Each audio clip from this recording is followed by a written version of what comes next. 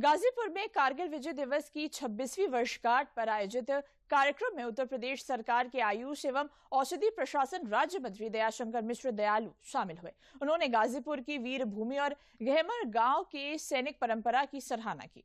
मंत्री ने कारगिल शहीदों के परिजनों को सम्मानित किया और कहा कि आज भारत रक्षा क्षेत्र में आत्मनिर्भर बन रहा है।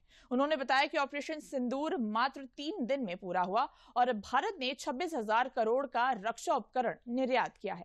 उन्होंने आश्वस्त किया कि शहीदों और पूर्व सैनिकों को कोई परेशानी नहीं होगी। सरकार गांव-गांव में खेल मैदान व स्टेडियम बना रही है ताकि युवा पीढ़ी फिट रहे और देश सेवा को तत्पर रहे। हम बधाई देना चाहते हैं उस दौर में अपने प्राणों की आहुति देकर, बलिदान देकर हमारे सैनिकों ने, जिनमें गाजीपुर के 6 कारगिल के शहीद ने अपने प्राण न्यौछावर किए और उन्हीं शहादतों की बदौलत 500 से ज्यादा शहीदों ने अपने प्राणों का बलिदान कर उस युद्ध में भारत को विजय दिलाई।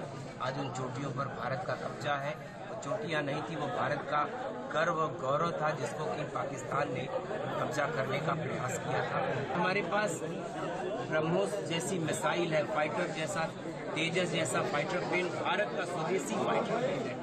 ये वही देश है जहाँ की जहाज की कल्पना करना मुश्किल था। अब हम अपनी मिसाइल बनाते हैं, फाइटर प्लेन बनाते हैं और जितने साजो सामान कि देश को आत्मरक्षा की जरूरत है, भारत ने अपने को लैस कर लिया।